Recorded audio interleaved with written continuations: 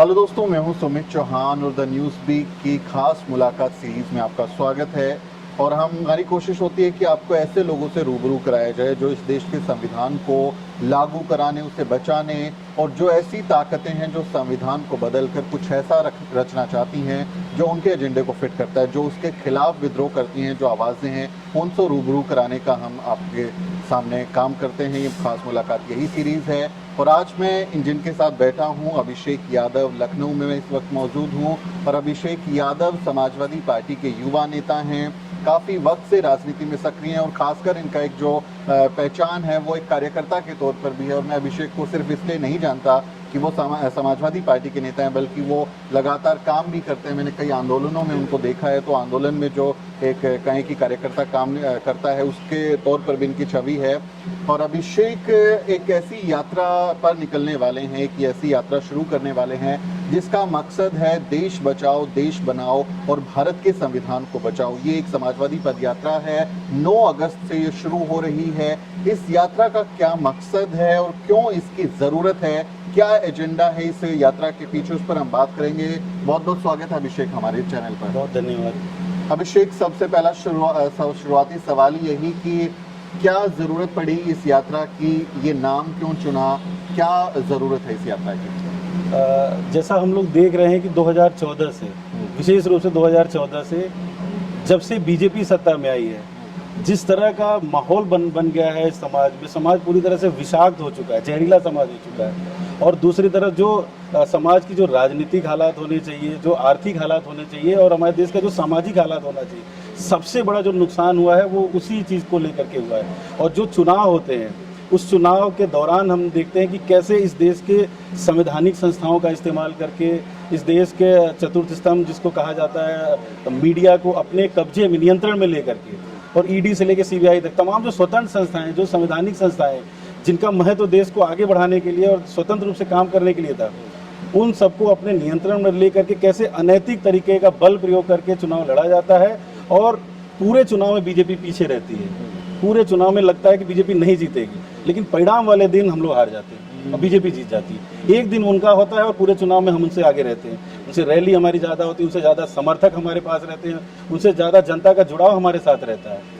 लेकिन फाइनली जब रिजल्ट आता है तो रिजल्ट वाले दिन उनकी विजय हो जाती है और हम लोग निराश हो जाते हैं। तो ये कई चुनाव में ऐसा हो चुका है। तो हमने देखा है कि आखिर बात क्या है। तो इस पर पिछले 2-3-4 महीने से हम लोग लगातार इस पर रिसर्च कर रहे थे। खासतौर से जो ये 2022 का जब रिजल्ट आया है 10 मार्च 2022 के बाद से, हम दिल्ली भी गए थे, तमाम जगह चुनाव आयोग के भी ऑफिस में गए, मीडिया में भी बहुत सारे लोगों से हमने बात किया कि आखिर क्या वजह है कि एग्जिट पोल, ओपिनियन पोल के नाम पर बीजेपी के पक्ष में माहौल बनाया जाता है, प्राइम टाइम के नाम पर जो कार्यक्रम कराए जाते हैं उनमें सीधे सीधे मोदी और इस सरकार के एजेंडे को लागू कराने की कोशिश की जाती है। ठीक उसी तरह से चुनाव आयोग को भी, ये कितनी गंभीर बात है हम लोगों के लिए कि चुनाव आयोग भी एक तरह से पीएमओ के निर्देश पर चुनाव की तिथियां तय करता है। और यहाँ तक कि इस बार के चुनाव में, पहले भी ये बीजेपी की एक नीति है, रणनीति है चुनाव लड़ने की, कि वो बड़ी मात्रा में चिन्हित करके वोटों को काटती है। जो ऐसी खबरें आई, हाँ, लोगों ने चिन्हित करके ले करके कि उनका दूसरी लिस्ट में नाम है, तीसरी लिस्ट में उनका नाम नहीं है। चुनाव आयोग, चुनाव आचार संहिता लगने से कुछ दिन पहले बस फाइनल लिस्ट आती है और चुनाव आयोग बार बार आपको ये कहता रहेगा कि आप वोट डालने वाले दिन तक अपने जाकर के अपना वोट का इस्तेमाल कर सकते हो। लेकिन हमने वो भी देखा है कि कोई भी 100 मीटर के दायरे में अगर जाएगा और वोटर आईडी कार्ड उसके पास नहीं है तो डंडे मार के भगा दिया जाता है। तो जो चुनाव आयोग बोलता है ठीक उसके उलट उस दिन की तस्वीर होती है। और उसी दिन ये सब लोग जानते हैं कि आज के तकनीकी युग में, इस जहाँ आधार भी सबके पास है, सबकी पहचान अब एक तरह से चिन्हित कर ली गई है, उस दौर में भी अगर एक विधानसभा में 10 से 15 हज़ार वोट कट जा रहे हैं और वहाँ के 10-15 हज़ार योग्य लोग जो वोट नहीं दे पा रहे हैं, तो इसका कहीं ना कहीं कारण चुनाव आयोग है। और हमारी जो शंका है कि चुनाव आयोग चिन्हित करके वोट काटता है। आपकी यात्रा का क्या एक स्पेसिफिक मकसद चुनाव में गड़बड़ी के खिलाफ जागरूकता करना है, क्या मकसद क्या है इसके पीछे? नहीं, यात्रा का जो मकसद है वो पूरे समाज, क्योंकि जैसा नाम है हमारी यात्रा का, देश बचाओ देश बनाओ, ये आदरणीय नेताजी द्वारा तमाम रैलियां की गई इस नाम से, और उसी समाजवादी आंदोलन से निकला हुआ ये नाम है, देश बचाओ देश बनाओ। और ये फिर ऐसा समय आ गया है कि हम लोगों को देश बचाने का समय, नौजवानों का एक कर्तव्य है कि वो देश बचाने के लिए और देश बनाने के लिए आगे आए। तो उसी में हम जो माहौल ख़राब हो गया है, जो बेरोज़गारी, सांप्रदायिकता, निजीकरण जिस तरह से हो रहा है, निजीकरण को भी आप मुडानीकरण कह सकते हैं, वो निजीकरण नहीं है। और उसी तरह से महंगाई जिस तरह से बढ़ती जा रही है, तो इन सारी चीज़ों को ले करके हम लोग यात्रा पर निकलने जा रहे हैं कि बीजेपी जीतती कैसे है, कैसे देश का और समाज का माहौल ख़राब करने के बाद भी हर एक व्यक्ति त्रस्त है। हमने चुनाव में देखा है, कोई व्यक्ति बीजेपी को जिताना नहीं चाह रहा था, लेकिन उसके बाद भी ये जीते। तो ये और जीतने के बाद करते क्या है कि सत्ता में आने के बाद जनता पर ही आक्रमण कर दे रहे हैं। जनता ही इनसे डरी हुई, सहमी हुई रहती है कि कहीं हमारा घर में गिरा दिया जाए, कहीं हमको नौकरी से ना निकाल दिया जाए, कहीं हमारा भविष्य न अधर में चले जाए, हमारे बच्चों का भविष्य न अधर में चला जाए। इसलिए पीढ़ियों को बचाने की खातिर, इस देश को बचाने की खातिर और नए सिरे से इस देश को बनाने की खातिर समाजवादी तौर तरीके से, समाजवादी योजनाओं से और समाजवादी नीतियों से इस देश को आगे बढ़ाने की खातिर और अखिलेश यादव जी के नेतृत्व में इस देश को आगे बढ़ाने की खातिर हम ये यात्रा लेकर के निकल रहे हैं और लोगों को ये बताएंगे कि कैसे बीजेपी चुनाव जीत रही है, कैसे अनैतिकता का प्रयोग करके, कैसे गलत तरीके से गलत पैसे का प्रयोग करके, नाम हमारा काट करके हमारे लोगों का वोटर लिस्ट में और भी अन्य तरीके से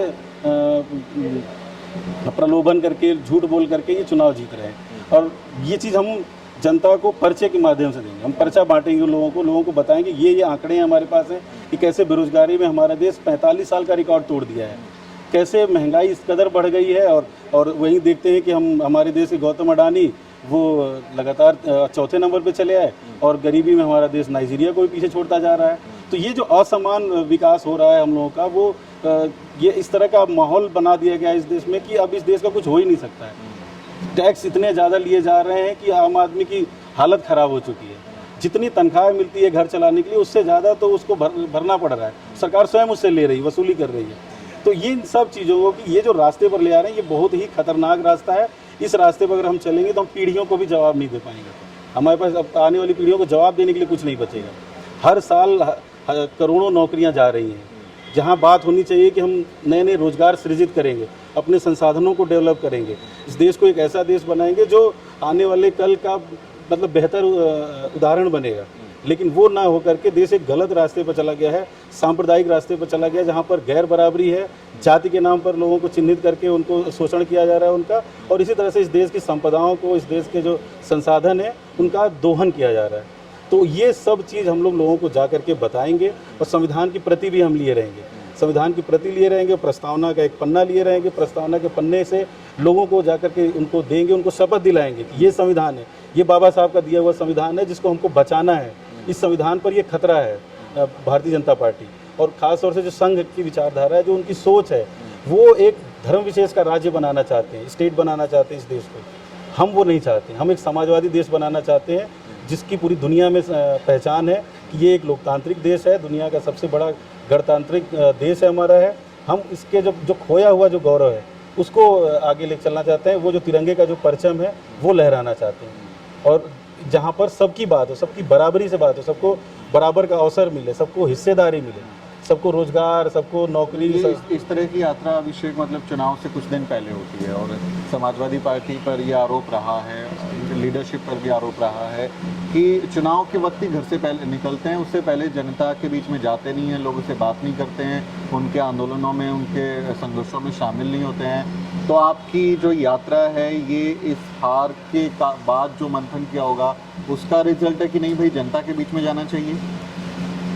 ये समाजवादी पार्टी के राष्ट्रीय अध्यक्ष आदरणीय अखिलेश यादव जी के निर्देश पर ही ये यात्रा हो रही है। उन्हीं की सोच है, जिस सोच को हम लोग जाकर के जनता के बीच बताने का काम करेंगे। जो लोग ये बोलते हैं कि समाजवादी पार्टी संघर्ष नहीं करती है या चुनाव के वक्त निकलती है, वो समाजवादी पार्टी को दरअसल ठीक से जानते नहीं हैं। समाजवादी पार्टी लगातार लोगों के मुद्दे को उठाती रही है और बहुत ही ईमानदारी से, और जो काम करके भी हम लोगों ने दिखाया है वो काम हम उदाहरण के लिए पर्याप्त है। सभी लोग जानते हैं कि समाजवादियों का क्या क्या काम रहा है जब सत्ता में रहते हैं, और जब सत्ता के बाहर रहते हैं किस तरह से लोगों की बात को, लोगों की आवाज़ को उठाने का काम करते हैं। हम लोग आदरणीय राष्ट्रीय अध्यक्ष जी के निर्देश पर, पार्टी के निर्देश पर इस कार्यक्रम को लेकर के जा रहे हैं।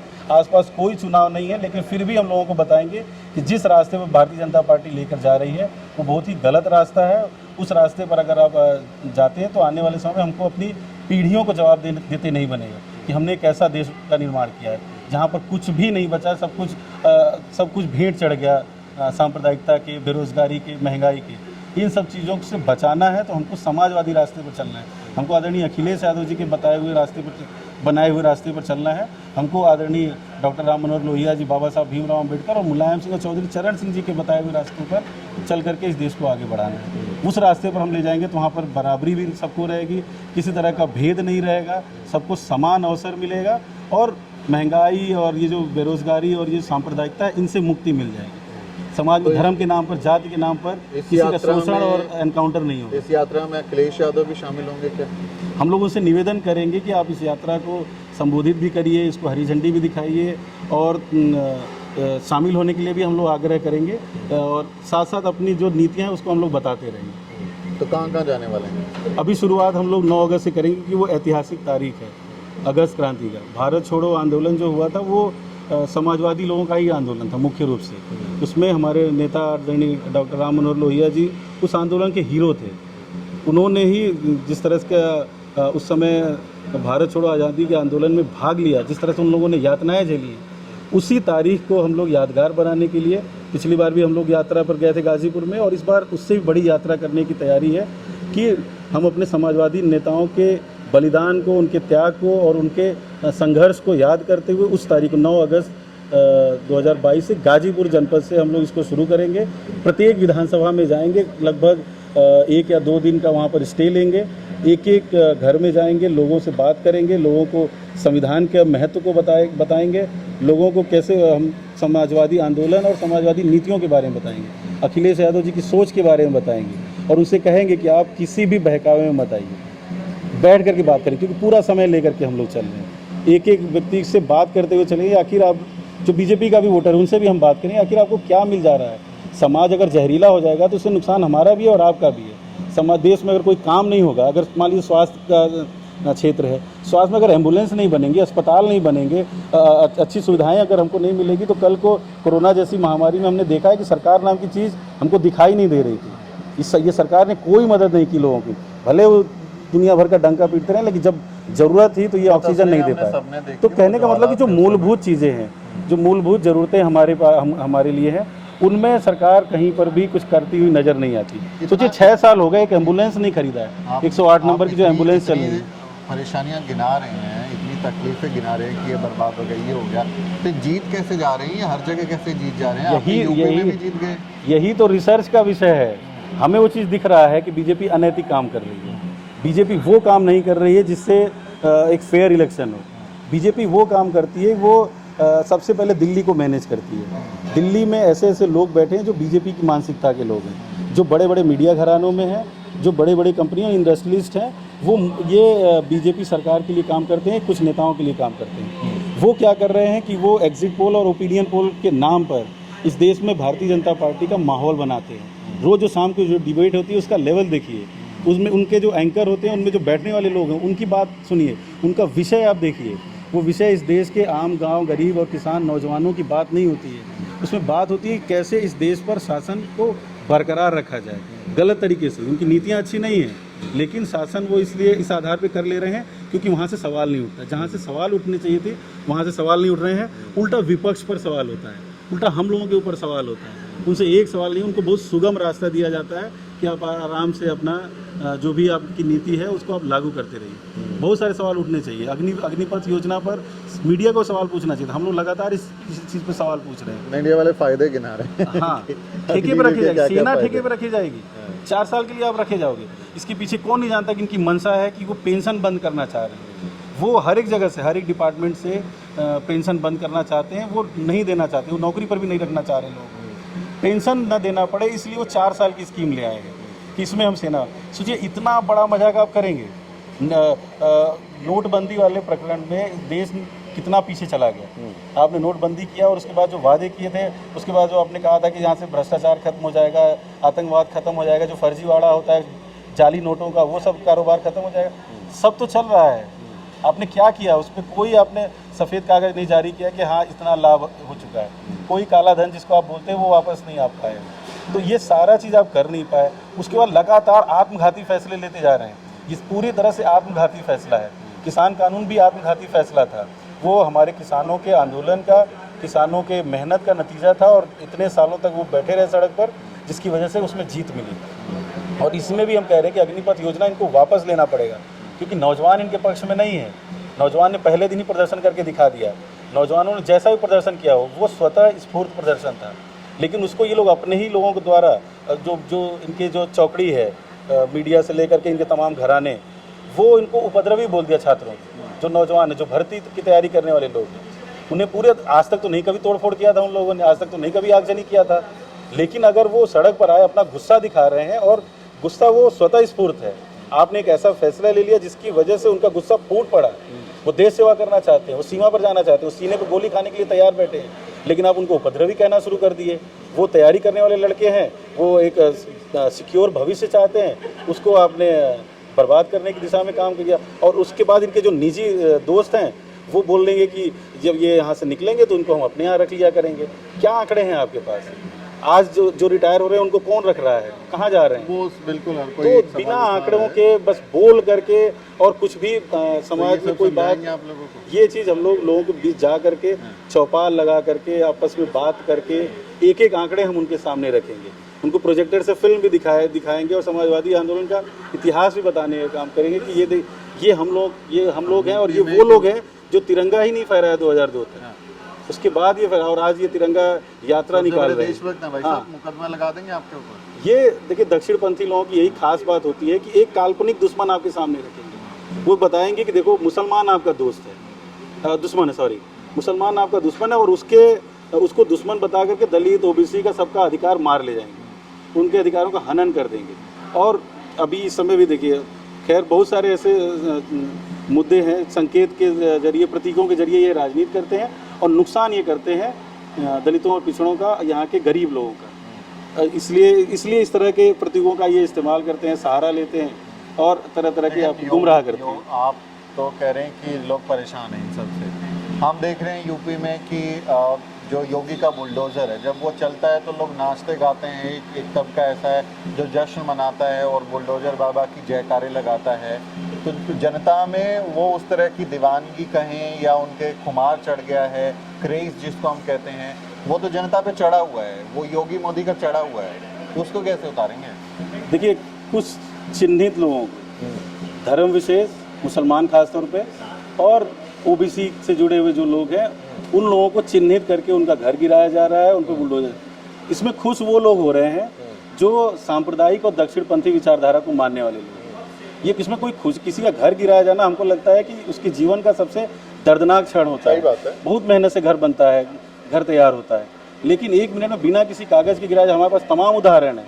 इलाहाबाद में कई उदाहरण हैं जिनके घर गिराए गए। इसलिए सिर्फ कोई मुकदमा नहीं, कोई केस नहीं, लेकिन बस आरोप लगा करके और ये रख करके कि ये फला जाति का है, इस वजह से उसका घर गिरा दिया गया।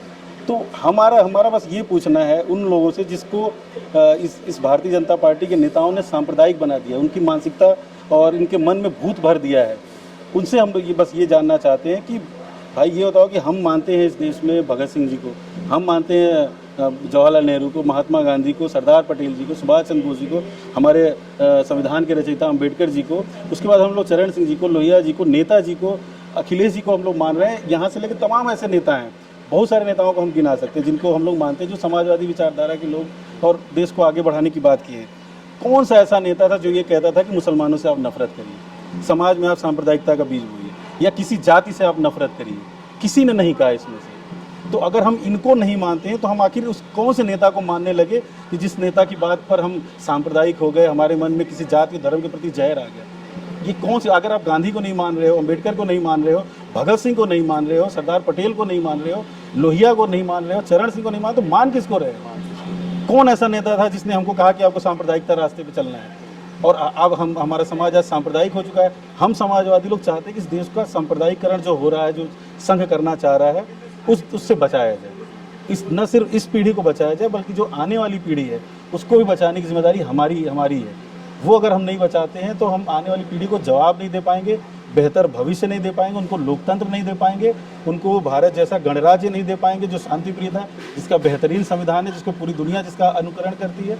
इस तरह का देश हम नहीं दे पाएंगे। हम उसको ऐसा देश देंगे जो अराजक रहेगा, जो सांप्रदायिक रहेगा, जो नफरत करता रहेगा, जिसके अंदर गैर बराबरी का भाव रहेगा, जो धांधली से लेकर के तमाम अपने उसमें फंसा हुआ रहेगा। तो ऐसा देश हम नहीं चाहते। हम चाहते हैं कि इस देश को बनाएं, समाजवादी रास्ते पर ले चलें, और इसीलिए इस रैली का नाम भी हम लोगों ने देश बचाओ देश बनाओ समाजवादी पदयात्रा। समाजवादी ही क्यों, मतलब आप समाजवादी पार्टी में क्यों हैं, क्या वजह है, कब जुड़े थे, उस पर भी मैं चाहूँगा कि थोड़ा बताएं।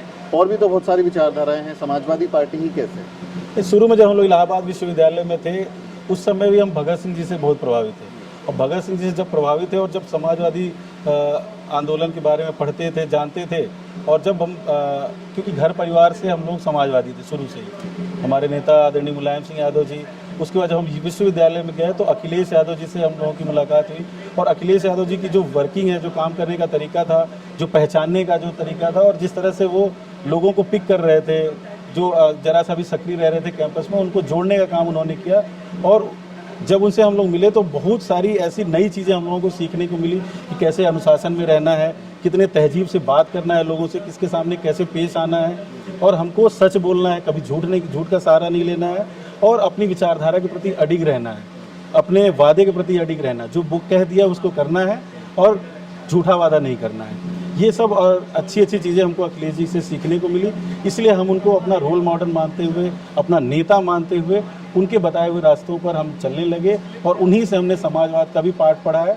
समाजवादी आंदोलन और जब समाजवादी विचारधारा के बारे में हम पढ़ते हैं, समझते हैं और समझने की कोशिश करते हैं, तो ये बहुत बड़ी विचारधारा है। ये दुनिया की सबसे बड़ी विचारधाराओं में हम इसको मानते हैं, और एक चीज़ और मानते हैं कि आने वाले लगभग 500 साल तक, जितना हमको अंदाजा लगा, कि समाजवाद ही विकल्प रहेगा, लेकिन दूसरा कोई विकल्प नहीं। अखिलेश यादव पे हमेशा ही आरोप रहता है, खास करके एक दूसरी विचारधारा, विरोधी विचारधारा, कि अखिलेश यादव जो हैं वो वैचारिक उस तरह से नहीं है। वैचारिकी में वो बहुजन जो कहीं की राजनीति होती है उस पर कड़ा स्टैंड नहीं ले पाते। नहीं, वो सिर्फ बोलने के लिए है। हम उनसे यही कहेंगे कि आप अखिलेश यादव जी को जानिए। अगर आप ठीक से नहीं जान रहे हैं तो फिर आप ऐसी बातें करेंगे। किसी भी का भी मूल्यांकन करने, किसी के व्यक्तित्व का मूल्यांकन करने के लिए ज़रूरी है कि उसके कार्यों को आप देखिए, उनकी नीतियों को आप देखिए।